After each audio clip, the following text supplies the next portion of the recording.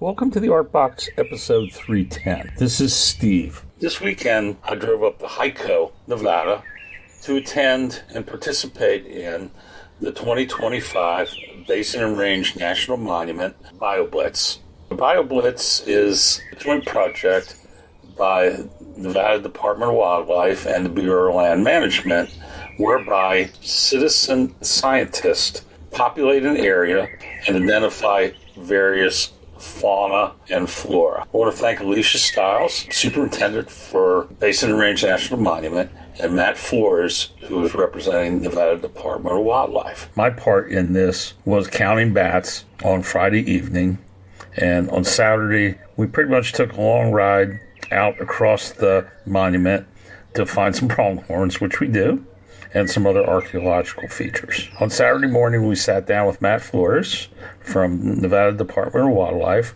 for a wide-ranging conversation about what Nevada Department of Wildlife does, and also the help and how a BioBlitz is beneficial. Enjoy the podcast. Thank you.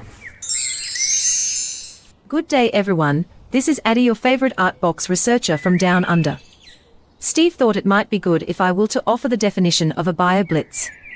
A BioBlitz is a fun, fast-paced event where scientists, naturalists, students, and community members come together to find and document as many species of plants, animals, fungi, and other organisms as possible in a specific area, usually over a short period, often 24 hours or a weekend. The goal is to get a snapshot of biodiversity in that place, what's living there, how abundant it is, and sometimes how it changes over time. How it works. Experts like botanists, ornithologists, entomologists lead groups or stations. Volunteers of all ages help with observations, learn about local ecology, and contribute data. Participants use tools like field guides, binoculars, and apps such as iNaturalist to log sightings. The data can help with scientific research, conservation planning, and public education. Why it's popular? It's part science, part community event, and part outdoor adventure. It helps connect people to local nature. The collected data often goes into national and global biodiversity databases. Enjoy this episode. Matt is such a great resource for wildlife. Addie, over and out.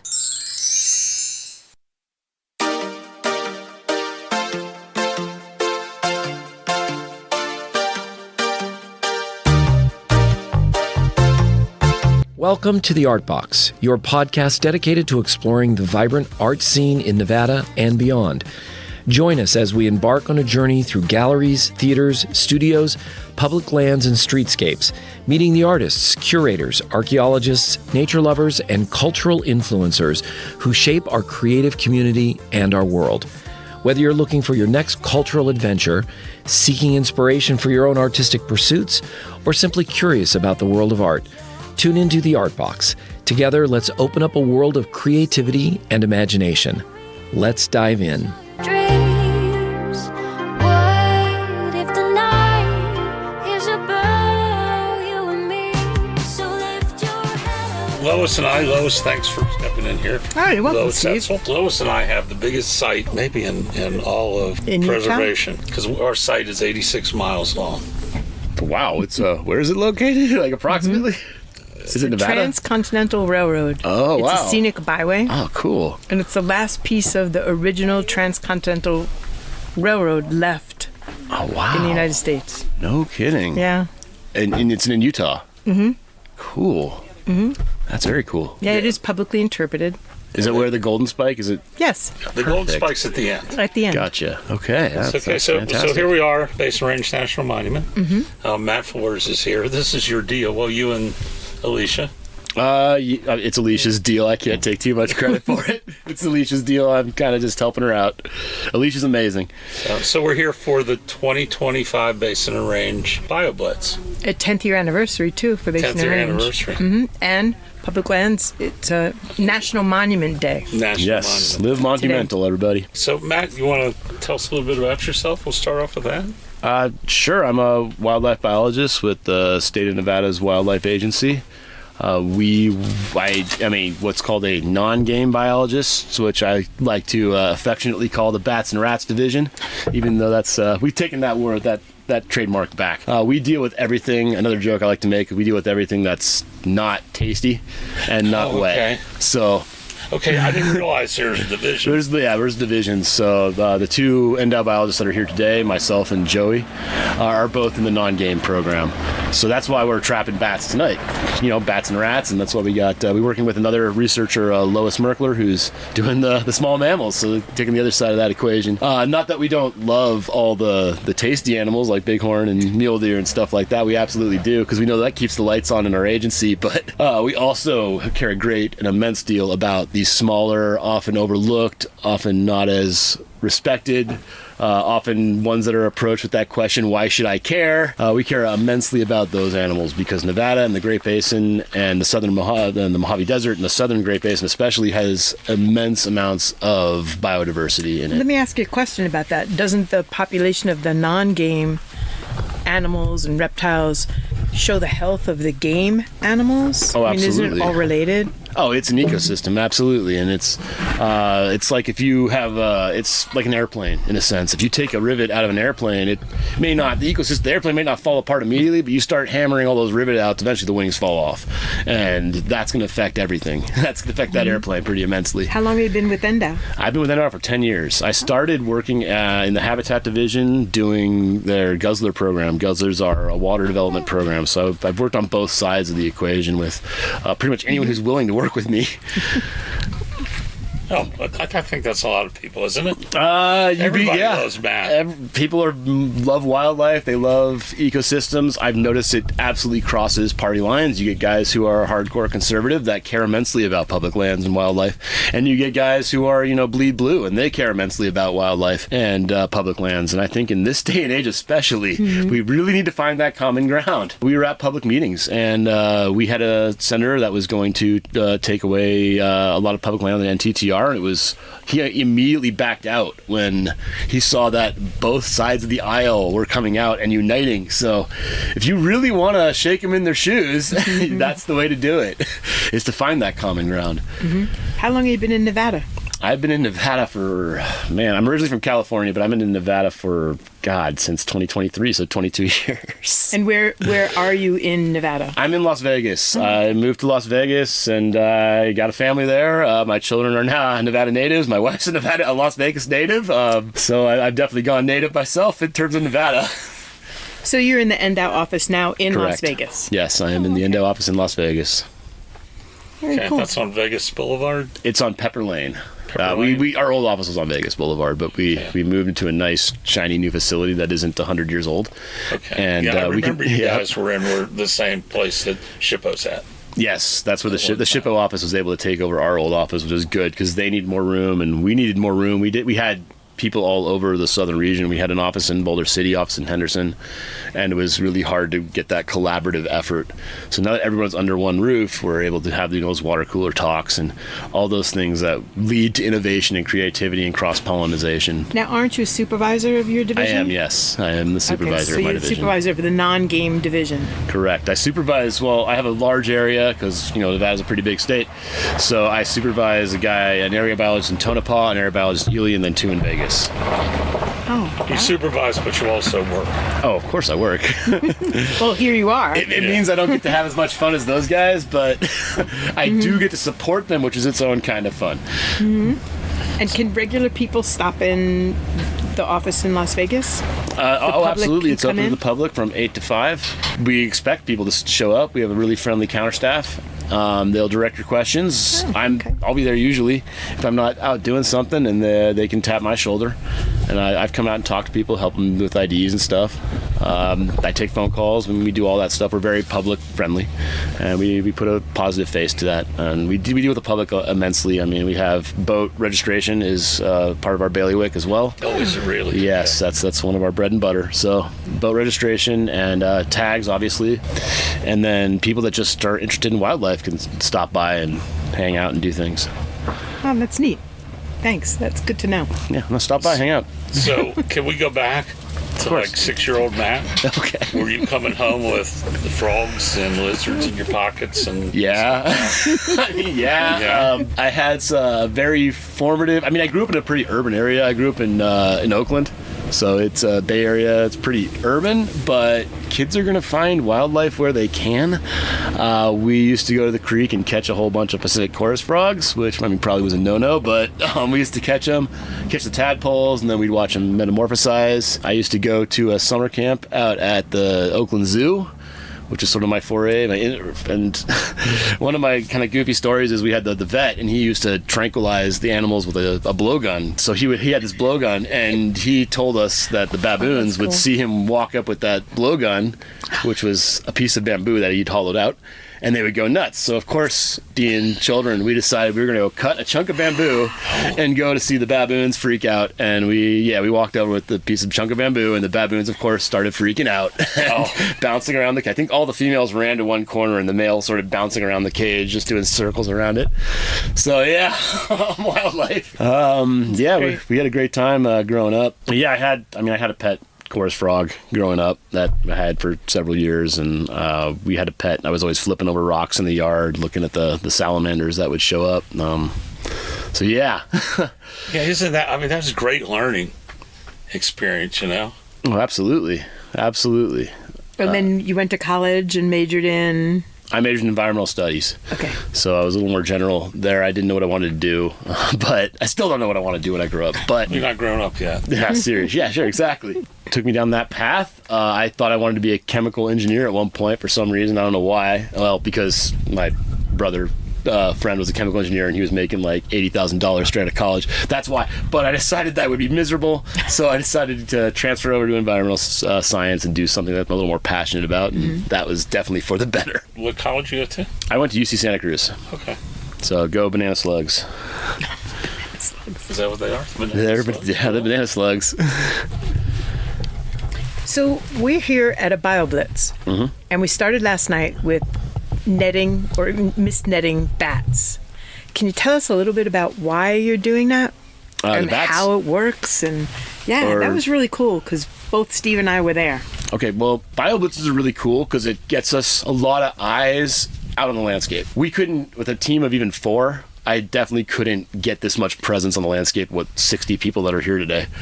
So that's the strength of the BioBlitz, is to overcome these observation obstacles where, I could walk around the desert and see maybe 1 lizard, but 60 people can walk around the desert, they'll see maybe 60 lizards. So, and maybe even something cooler like a really cryptic snake, or maybe they'll see birds and other stuff that's a little more easy to see, but it can overwhelm those detection numbers. So that's where the BioBlitz really has a strength, and that's why I kind of like to focus on herps at BioBlitzes, but I also like herps and reptiles in general. But for bats specifically, bats are really difficult to detect. Obviously, they're flying around. You can't just grab them. You can't get a picture of them. You can't get them in hand. And the bats are also incredibly diverse. They're the most diverse mammal group on the planet. There's tons of bats. And even here we're doing this one genus of bats called Myotis, which is, they're all very similar looking. Yeah, they're just very similar looking bats because of course they're related. So getting these little minute, measurements on them, it will help you tell what's the difference between species. And we really have to get them in hand to be able to do that. You can sort of do it with a ultrasonic acoustic detector that'll tell you their calls. It becomes a lot more powerful when you have that 2-tiered method, because we were doing the recording last night as well. So you'll get the call, that'll tell you what it might be, and then you'll get it in hand and you can tell what it might be, and then you can compare. So that's how it becomes really powerful. Why were you taking so many precautions last night with the masks and gloves? It seemed like it was a lot. You were being very careful. Cleaning the equipment. Yeah, cleaning the equipment. We are very, very cautious with bats. Bats are really closely related to humans, believe it or not. So a lot of those zoonotic diseases, there was a real famous one a few years ago, I forget its name, but yeah, it was COVID. So it came from bats. That's why we've always been very cautious with bats. But one of the real reasons that we're super cautious with bats these days is from another disease. It's a fungal infection that doesn't spread to humans, called white nose syndrome, and that has been decimating populations of bats back east, and it's been believed to have its origins in Europe and Asia. Yeah, so in that's the old what world. I read. Yeah, and came over here, crossed over here somehow, probably from humans, and it's caused incredible die-offs in bat hibernaculars back east. And we found it out in the west. Nevada is one, and I believe Arizona are the two states that still haven't detected it. Those numbers are dwindling, and it's a question of probably when, not if, when it does show up. So my understanding is in Europe and the places where the disease came from, their bats get sick, but they don't die. Here, because it's a new disease, they are dying from it. Yes, that is what we believe. But another thing that we've noticed in Europe is they don't gather in these massive hibernacula. When the bat will come and they'll go and they'll hibernate in these huge numbers. And that's kind of more of an East Coast thing than it is a West Coast thing. But that's really potentially a response to white nose from the bats in Europe, that they don't culminate in these massive colonies. So it's a behavioral thing as well. So with the white nose thing, basically they'll come in and they'll come into these hibernacula where they hibernate, and they'll lower their body temperature. They'll go in what's called torpor, and they'll also lower their immune response during that time. And it's not uncommon for mold to grow on their skin, and that's not white nose, but other kinds of fungus will grow on their skin, and they're just more susceptible to disease at that time. So during that hibernation period, what will happen is that it's itchy. They get itchy and they get irritated by the fungus infection in their skin, and they'll come out of torpor, and that is very taxing to them biologically. So they'll come out, they'll fly around and kick themselves back up, but then they have to go back into torpor. So it exhausts their systems, and they actually end up dying of starvation. So they don't actually die from the fungus disease. They die from the stress the disease causes them. Wow. So that's why you take so much care. We don't want to spread this disease. Instruments and everything else that you're working with. Correct. We assume every bat is a potential disease vector to other bats, and also a potential vector between us and them. At this time, Vicky from the Sierra Club came walking by, and we invited her to grab a seat and have a chat with us. Okay, so insects, sharp teeth. Yes, they have very sharp teeth, and they've got a large amount of teeth in their head, and they're all really sharp, every single one of them. And bats here in the United States, you get down into Mexico, well, even in the southern United States, they start being a little different. But all our native bats are insectivorous. They all eat insects. They all can kind of eat different insects. Some that can give you a really painful bite, where I'd put on leather gloves and then put the nitriles over them, because they can give you they're like beetle eaters, and they eat these more hard-bodied insects. We didn't catch any last night that did that, but some of them will eat these really hard-bodied insects. They can actually give you a pretty painful bite. Down in the tropics, we get fruit bats, and we get ones that eat nectar as well. Even in Arizona, as far north as Arizona, and maybe even the very southern part of Nevada, but we've never seen it. We get this type of bat that's like an agave nectar feeding bat. Ooh. But what's really cool about these insectivorous bats is the way they catch their prey. So they use their echolocation. They scream at these guys, and they actually can see really well too. I mean, blind to the bat is a misnomer. They can see really well, but they'll scream at these moths or whatever they're screaming at, and they'll get an idea of where they're at. So these moths will have evolved with bat predation pressure on them. So they'll be covered in these scales that will actually deflect the bat echolocation like a stealth bomber would deflect radar. The bat will scream at it, and it won't be able to see the moth. And another thing they'll do is the moth will actually emit another high-pitched scream that will jam the echolocation. It's called a jamming call, and they'll jam the bat's echolocation so they can't be seen. What's also really cool is how these bats actually catch them. Because they catch them when they're flying. So what they'll do is they'll come around the bat and they'll echolocate, and they'll come with their wings around the moth or whatever the insect they're trying to eat, and they will form almost a dome around it, and they'll use their feet to grab it and to put it. Then they use their feet to shove it in their mouth. So they have this kind of interesting way of catching them. So they kind of, I didn't know that. That's why their wings are so large, and they come around. And that's why it's called an uropatagium, which is kind of like their legs have a membrane that connects to their tail, and it'll.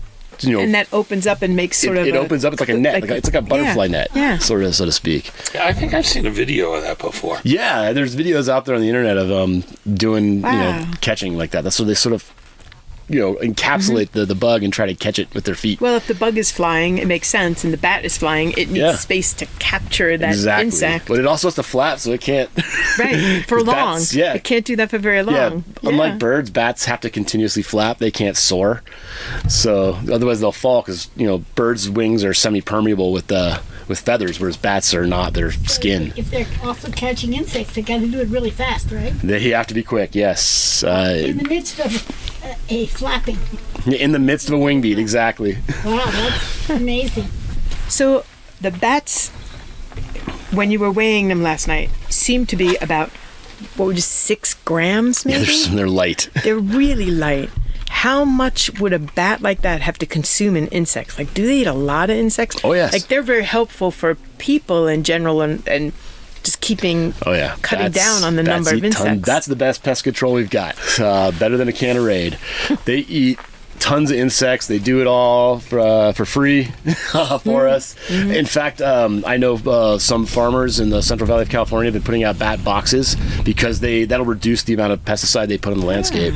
And they know this. I mean, these farmers have known this for years because they've observed it. So they've been working with California Department of Wildlife to put out bat boxes in, like, orange groves and avocado orchards and stuff like that. Do you encourage farmers to do that?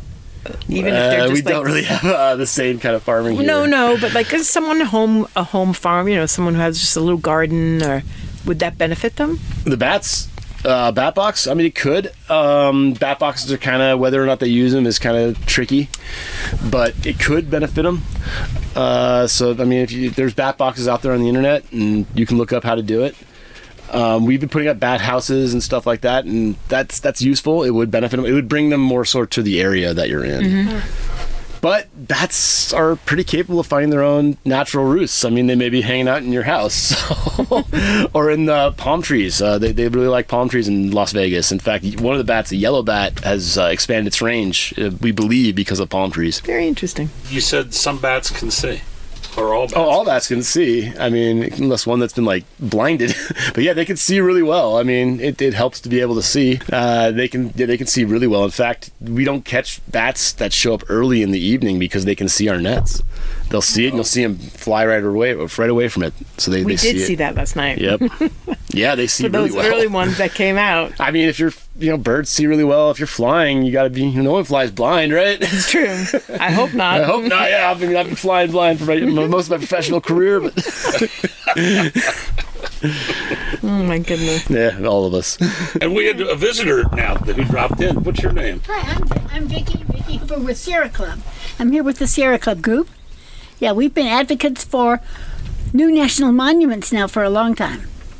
And I had the good fortune, actually almost by accident, of being here in the Basin and Range National Monument on July the 10th, 2015, the day it was designated. Oh, wow. By President Obama. Yeah, amazingly enough. It's a good memory. It's an amazing memory, and one of the things that makes me feel very personally identified with this place and makes me care about it. Yeah. Well, Vicki, thank you for being here today, and also thanks for all you do for us with the Sierra Club. Well, we have been trying to protect more natural lands. We've got now this thing in California.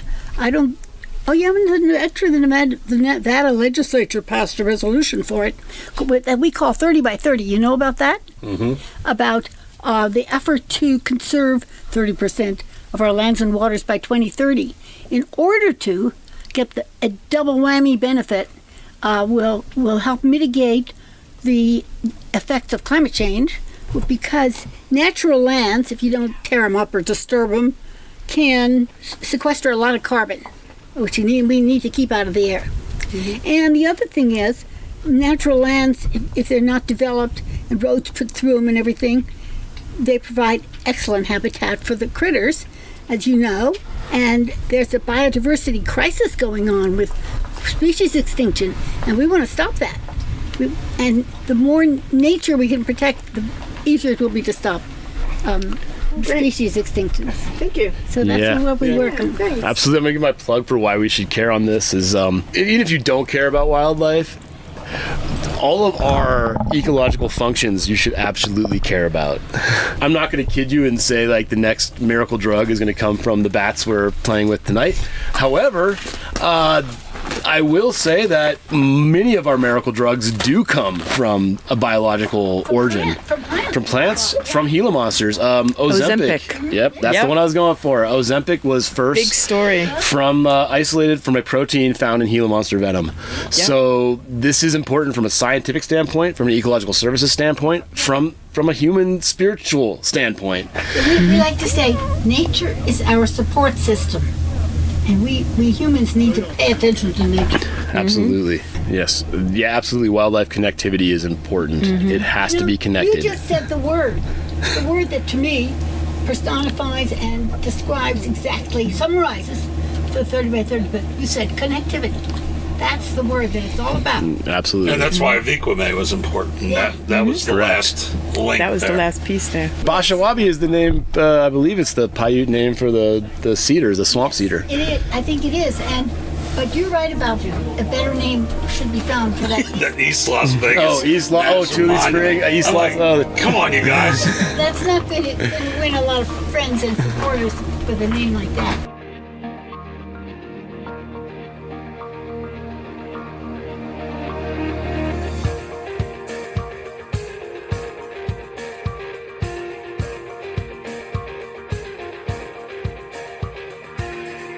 So I know one of the things we were talking about yesterday was where does the BioBlitz data go?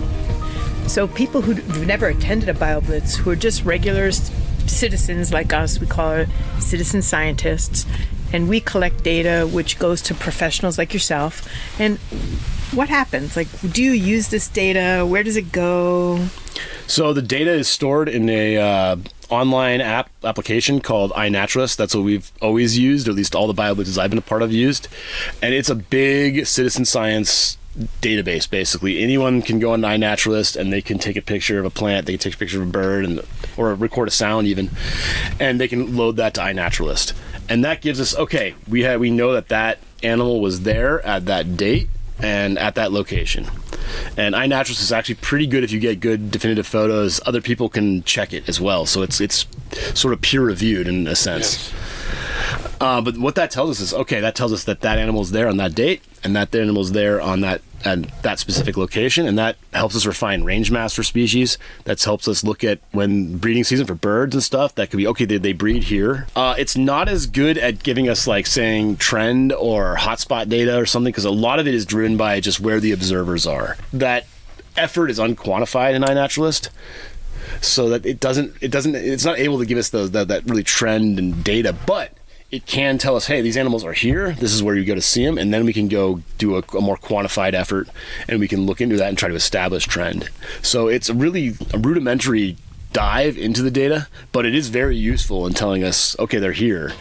And we've given, like, requests. eBird is another one that is used pretty commonly, and we've given data requests from iNaturalist and eBird, and that's helped us refine our species range maps. That's helped us refine where we believe our habitat types that hold these certain species, because we can look at the habitat layer and say, hey, this is this bird is commonly found in a pinyon juniper woodland, or this reptile is associated with these rocky outcrops. And so it gives us that idea of what habitat they like, what habitat conditions they like, what time of year they could be active or breeding or stuff like that. So there's some fundamental biological data that you can collect just from people like me putting observations in. Yeah, absolutely. Wow. It's incredibly useful. Isn't that cool? And then it's also cool. We like it. Yeah. So it's also good for us. You were talking about this earlier.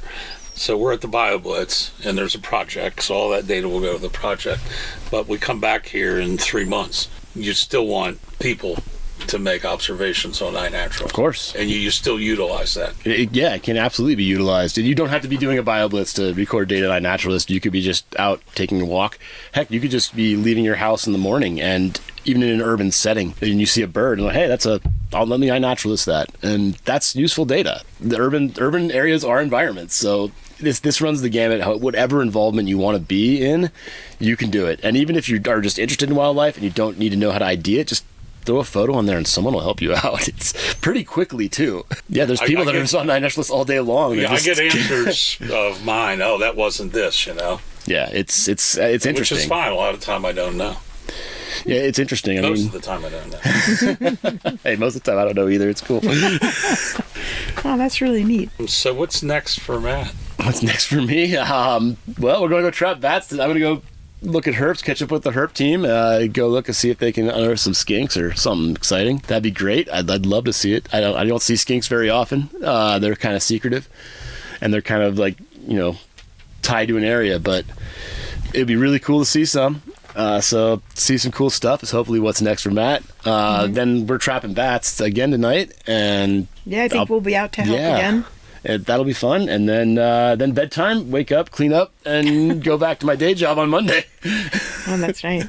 Well, it's a beautiful day here. We got lucky in terms of weather. I mean, this change in pressure and this little bit of rain we got last night might pull some stuff out.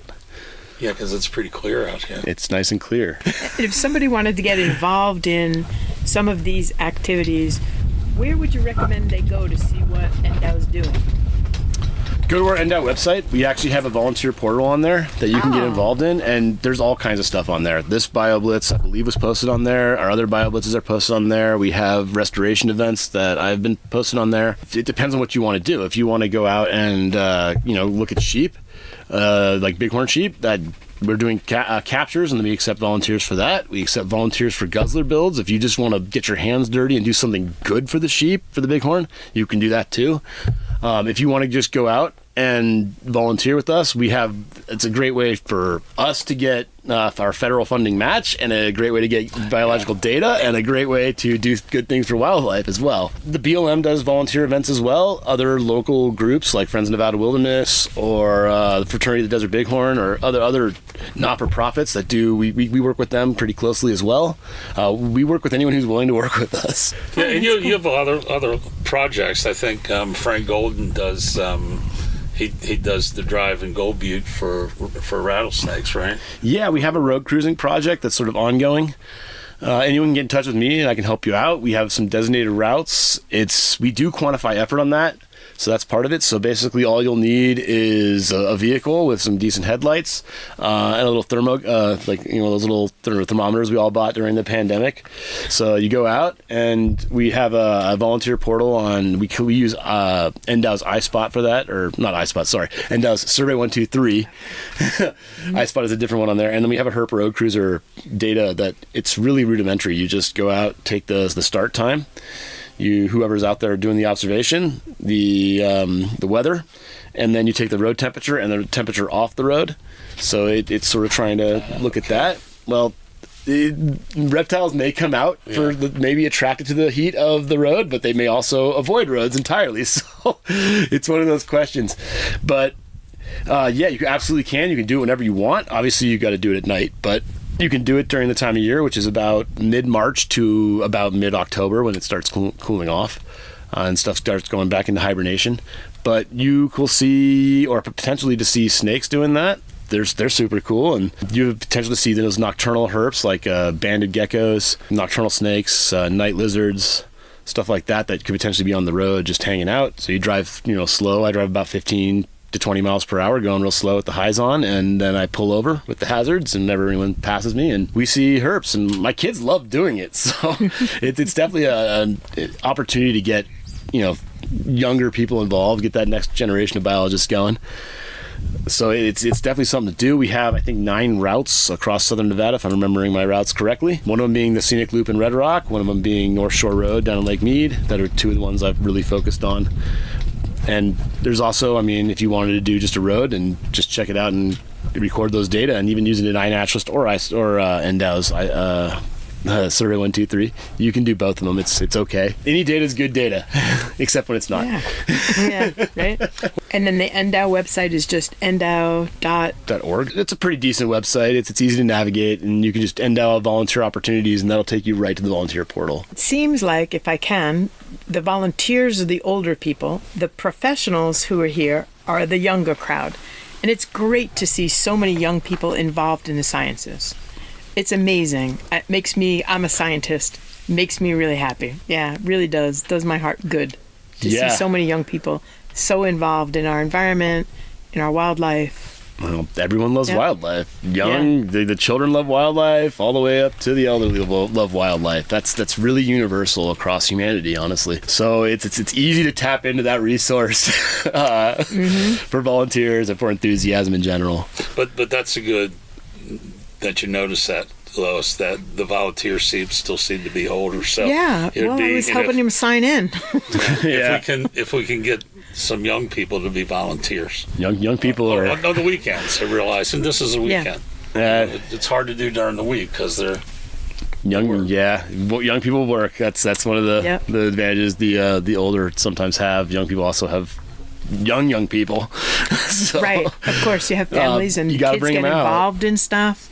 But it is nice to get kids involved. Oh, absolutely. Also. I tried to convince my children to come out to this one, but there was one of their friends was having a birthday party, and I couldn't compete with that. But there are kids here. There are some kids here, yes. Kids here, so that's great. It's good to see.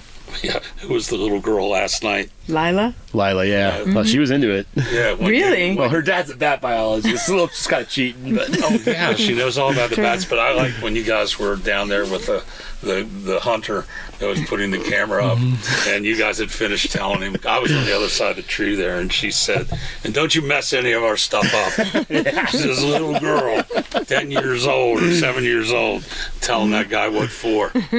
Oh yeah. Well, anytime you're on a water source in Nevada, outside of hunting season, it's a high likelihood of encountering a camera. So yeah. just keep that in mind if you're approaching a spring. So private people can put up cameras?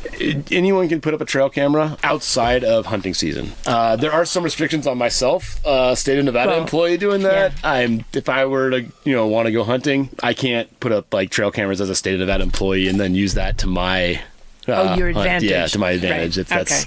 That's kind of a jerk That makes move. sense. Yeah. So yeah, that I could put up trail cameras and whatnot, but I'd have to do it as a private citizen. Mm-hmm. Yeah, that makes sense. Yeah, because we were surprised to see the cameras there. Yeah, there's a lot of them. This is really sort of in the middle of, right? I mean, we're in the middle of wilderness. So Yes.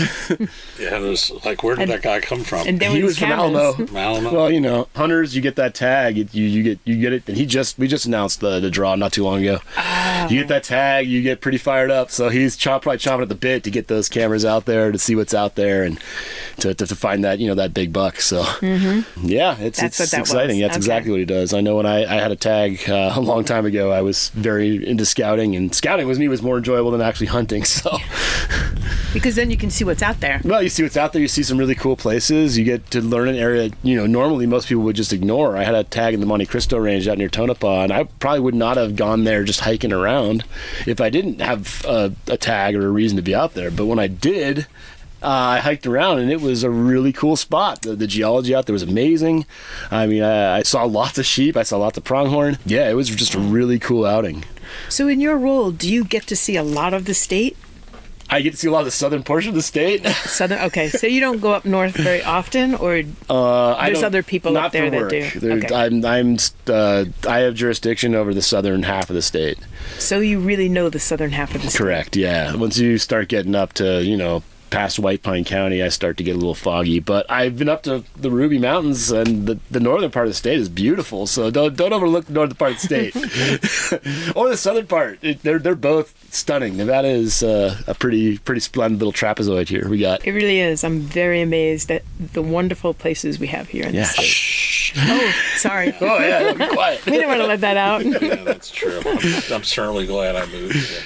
Yeah, me too. So, Matt, what's the most interesting thing that has happened to you with your job? I mean, there's some really hair-raising ones. I almost got crushed by a water tank that was attached to a helicopter. That was, that's more terrifying than. I was going to ask a terrifying question. Wow. I guess I won't have to ask that one now.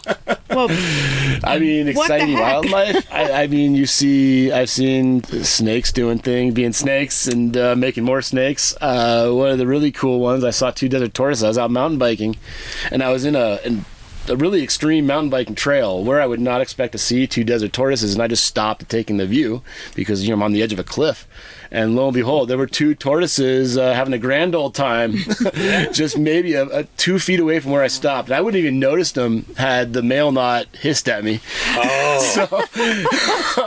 So I sort of backed up and just, watched the magic happen, I guess. wow. Yeah, I guess that's something that we don't see every day. How about mountain lions? I've I've had one mountain lion encounter in all my time in Nevada. You just don't see them. I've seen prints in my boot prints on the way back, but and even this mountain lion excursion, I wouldn't have even seen it had not the guy I've been with been screaming and mountain lion, and yeah, I saw its tail take off, so I saw the back end of the mountain lion. But you just don't see them. I mean, they're out here. They're definitely out here. I mean, there could be one watching us right now, but you wouldn't know. They're really secretive. They're really shy. That was the one mountain lion excursion. It was cool. Yeah. But I see lots of sheep, lots of mule deer. I had a really cool Gila monster encounter in the Mormon Mountains. It was just crossing the road in the middle of the day. That was spectacular because that's just not an animal you see. And the fact that we were just happened to be driving home after a guzzler build, and there he was, she was crossing the road, and we wrapped her up in a sweatshirt and got her to our herpetologist, who took a genetic sample, and then we put her back out the next day. Oh, wow. So yeah, that was really cool being a part of that. Gila monsters is just such a cool lizard, and it's on the herp scale. It's probably it's up there. It's number one in terms of cool encounters. In Gold Butte? Yeah, when I was hiking in Gold Butte, it was cold out, and we were stepping up these sort of natural steps with 2 other people. We were hiking, and the last person yelled, "Stop!" So we froze mid-step, and there was a Gila monster just curled up right there, which we didn't even see it. And it was just curled up because it was cold, and it didn't move. It just stayed there. So we backed up very slowly, and it was gone when we came back. Yeah, that's It warmed up, the sun came out. But we saw another one down further by the town site. We were hiking, and it started to rain. And we were hiking in a wash. It was just lightly raining. And Frank Golden was in front of me, and I was behind him. And he started screaming.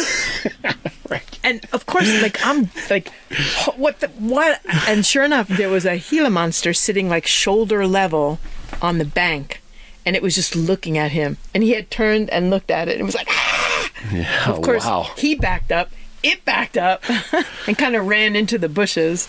But yeah, we've seen a whole bunch of them out there. Awesome. I've only seen one in the road. It was in the road when I was driving. I stopped. Yeah, we've seen a bunch of them. Yeah, my other 2 Gila monster sightings were cheating because one was a transmitted monster that we knew where he was, and the other one was he was a chicken coop eater, egg eater. He was raiding the guy's chicken coop up in Mountain Springs. Oh, was he? Yeah, no, I get up there and there's this girl and her tail was humongous, and I was like, "Hey man, you guys got chickens here, don't you?" He's like, "Yeah." He goes, "Any of your eggs gone missing?" You might want to check and see if there's some holes in that chicken coop because she was very well fed. Wow. I mean, just the name itself evokes sort of this idea that it's a horrible lizard. Yeah, they're so harmless. I mean, and they are, and they're just kind of slow. They're not really that fast in general, and they're just so shy. They just run away. Yeah, that's almost all reptiles. That's their except for maybe Komodo dragons, that's their modus operandi. Is we're gonna rely on our camouflage first. So that's why they'll be laying on the ground and don't even see them. They just don't see them. Exactly. I mean, I was leading a hike out down the desert wildlife refuge, and I think 6 of us walked by a sidewinder for the 7th person was like, "Hey, you guys missed this snake right here." And then it didn't even move when all of us started gathering around it, taking pictures, and it didn't even move until it's decided it had enough of us, and it slowly slunk away. So they really don't want to bother you. They really want to just be left alone.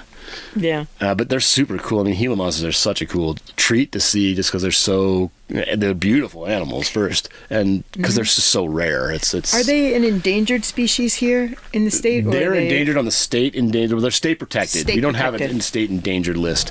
They are not listed on the federal endangered list. They're of concern. They are definitely a species of concern. Yeah. But we have a list of species of greatest conservation need, which is sort of a more this is what we're interested in. This is what we are a little concerned about. This is what we want more data on, stuff like that.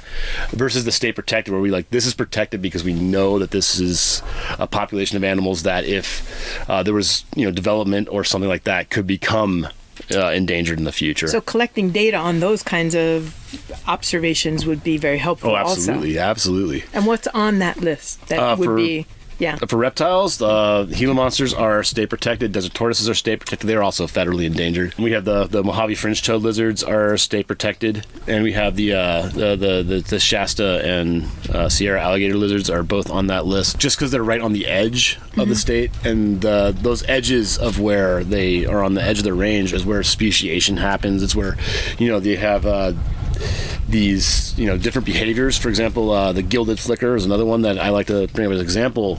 That's right on the edge of its range here in Nevada, and just kisses the very top of the state. And they're known for being a woodpecker. They peck holes in saguaros and they'll nest in saguaros. Well, Nevada doesn't have any saguaros, but we do have Joshua trees. So that's in Aviquame, another national monument. That's where we have our Nevada gilded flicker population. Yeah, thrashers are another one down. Thrashers are one. Yes, thrashers are an important one. The sage thrasher is on our state protected list, but I would like to see the other some of the more Mojave thrashers, the LeContes and the Bendiers. Yeah.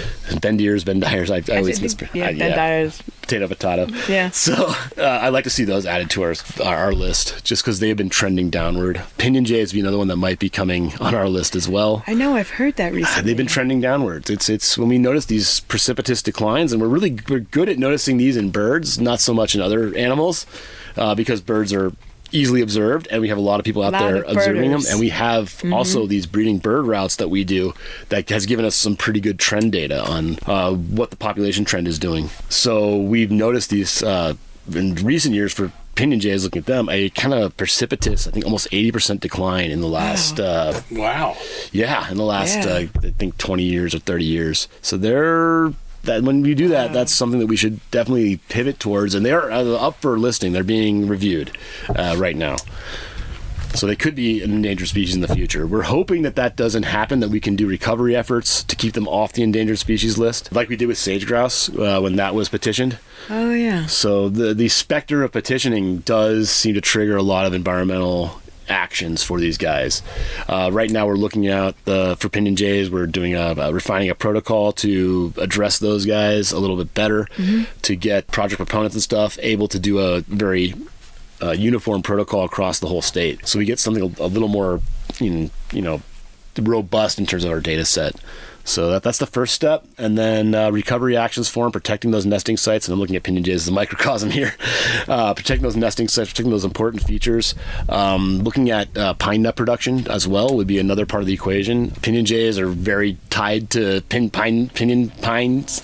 Yeah. Well, in Nevada they are. That's not so much when you get further up north. They tend to not. They don't read the literature, so they start eating like white pine seeds and stuff like that, or yellow pine seeds. But in Nevada, they're really tied to these the pine nut production for mostly the single leaf pinion here in the state. They will eat juniper berries as well, and insects. So they're a landscape species, and those landscape species they seem to get it a little more in the shorts than other species that are much more tied to like one specific feature, like say a bird that's tied to like a riparian area, for example. We can protect the riparian area, but now you have to protect for pinion jays a huge multiple habitats.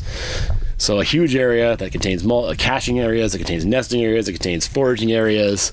Same with sage grouse. They're a landscape level species. You need those wet meadows that they're reliant on, the lecking areas, just all these portions of their life cycle that they're relying on. Could I ask about climate change and the impacts specifically to Nevada? Climate change is something that's absolutely terrifying to me. So it's impacting us everywhere. Nevada is warming up at a faster rate than the rest, and the Southwest in general is warming at a faster rate than the rest of the world outside of the Arctic and Antarctic. It's here. It's happening now. It's observable. It's happening. Whether or not you believe it's human change is inconsequential. The effects are here, and the effects need to be dealt with at a biological standpoint, or we're going to lose tons of biodiversity. And also, if that doesn't get you a little bit, invigorated to do some action, they can affect the price of food. All these biological functions that we are relying on, that we right now are getting for free, may not be free or as abundant in the future. I mean, this is going to affect us. This is going to affect us within everybody's lifetime, because it's affecting us now. I mean, you want to talk inflation at the grocery store. Some of that is climate change driven, and denying that is you can't deny the Earth is warming. You want to deny that humans aren't causing it? Sure, I'm not going to argue with you on that, because there's no point. But right, you cannot deny the Earth is warming. We have hard data. We have thermometers. They tell us that the Earth is warming. We need to mitigate that. We need to address that. Well, if we want to stay here. Yes, only if you want to stay here. Yeah, exactly. Let it warm if we don't want to stay Oh yeah, here. no, it's The idea is we want to stay here. Yeah, as far as I know, there's nowhere else to go. Humans will not end the Earth itself. We will end humans' inhabitation of the Earth. Yep. And then the birds and the Earth. Well, we'll take a lot of people with us. Yeah, we'll take a lot of other species with us, but the ecosystems will rebound. We've seen that for mass extinction events in the past. History always indicates that the ecosystem rebounds, but individual species don't. And we are very dependent on this planet, so we need to respect it. Yep. Definitely, I agree with you on that one. So I'm sorry, I gave you kind of the government response on that one. Well, that's okay. We could talk about the importance of preserving these lands. I mean, that's what we're here in this. That's right. Today, that's why we're here. That's why we're here. Yeah. These things are protected at the federal level, and those protections are only in place if we value them. If we don't, they don't get put in place. That's the long and short of it. But we should value these areas. Public land is immensely valuable to everybody, whether or not you visit it, you hike around in it, you enjoy it for whatever reason you do, you hunt in it, or you just come out here and hang out. That's immensely important. Or if you just live, thousands of miles away and you just like seeing photos of beautiful spots, or knowing that these areas are protected and that this wildlife is protected and it continues to exist, there's a lot of value in that. So actually, if there are people who might be listening to this sometime in the future who aren't from around here, maybe they live in another country, what are public lands?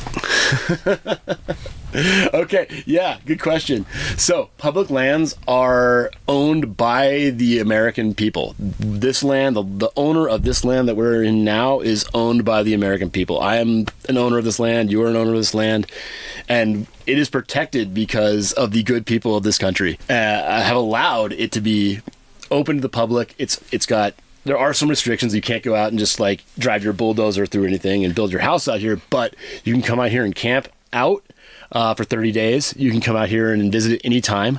You want to talk about freedom? To me, that's freedom. This is what America's all about. This is the freedom to come out, enjoy America as somewhat unfettered as a landowner, which to me is fantastic. I know that other countries have some sort of synonymous things. They have something in Canada called Queensland, or I think that's what they call it.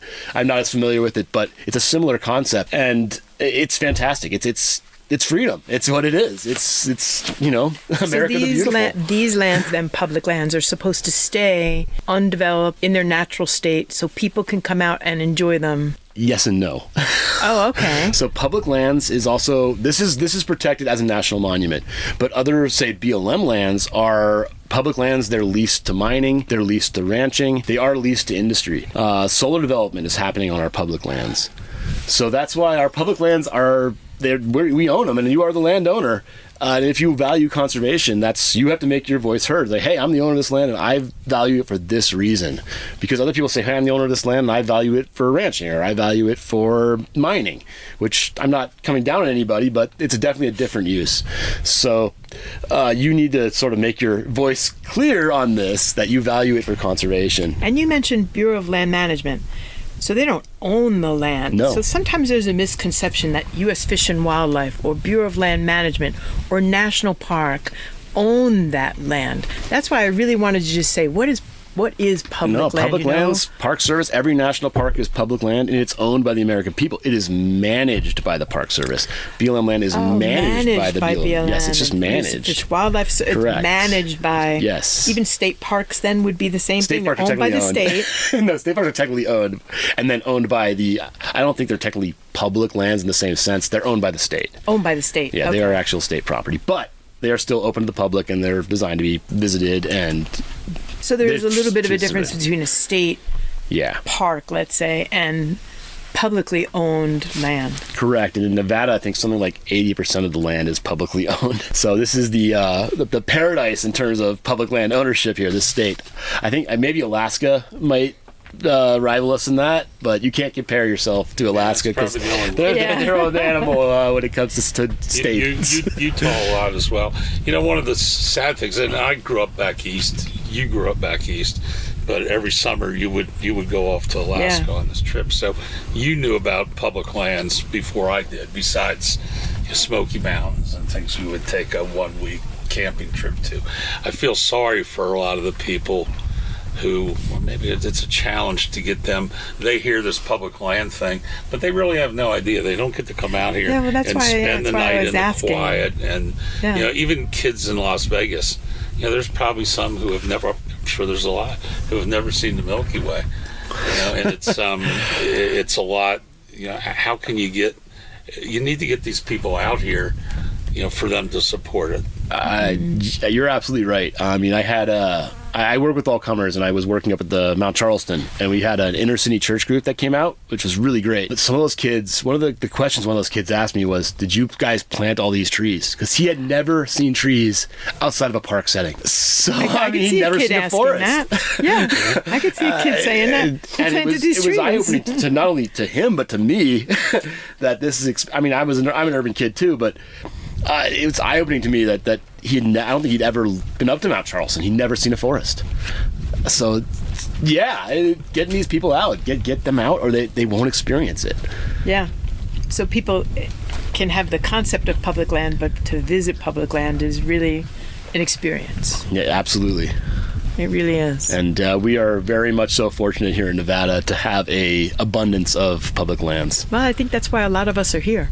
That's why all of us are here.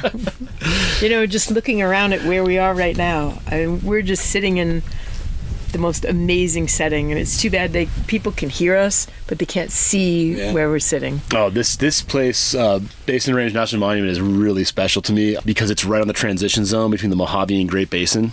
So we sort of get impacts. I mean, I'm looking around, I'm seeing blackbrush, I'm seeing sagebrush. Yeah. They're coming together right here, and that's, anytime you get that transition zone, it's biologically interesting. Yeah, I just can't stop looking at the mountains in the distance. We got a beautiful day for it too.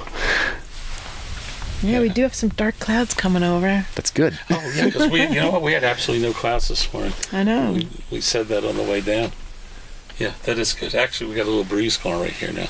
Feels kind of good. Yeah, we're in a good spot. Lois, anything else? I don't think so. Thank you, Matt. Oh, thank you really guys. Appreciate it. And thank you for all that you do getting the word out on this sort of thing, because you're welcome. These are unknown gems. And I did say shh, but that's kind of sarcastically. I want people coming out here.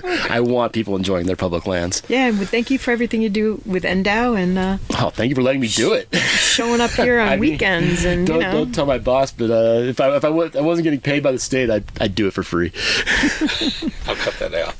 No, I won't cut that out because that sounds really good. Oh, it's a stolen soundbite. Well, we agree with you because we're doing it for free too. We're volunteers. And if people want to volunteer with you, like you said, go to the NDOW website. Yeah, or you can contact us and we'll get you outlined. Yep, that's perfect. Thank you. Thank you, Matt. Thanks for all you do. Thanks especially for your just great attitude. Yep. You're always smiling, and when you're pulling down those bats yesterday, it was like each one was still like the first bat I've ever seen. Mm-hmm.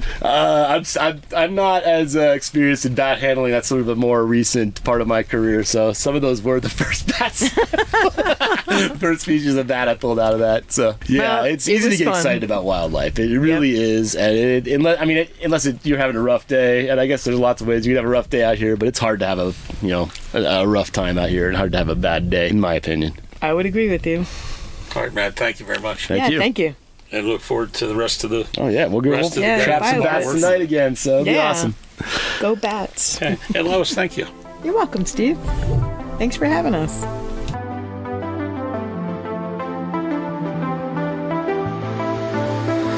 Broadcasting from the Mesquite Works Steam Center in the scenic Mojave Desert, the Art Box sponsors thank you for listening.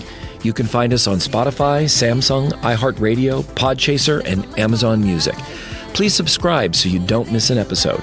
We are on Facebook and Instagram as The Art Box. We welcome all comments. You can email us at artboxvv@gmail.com. The views and opinions expressed on this podcast are those of its hosts and guests and do not necessarily reflect those of our sponsors.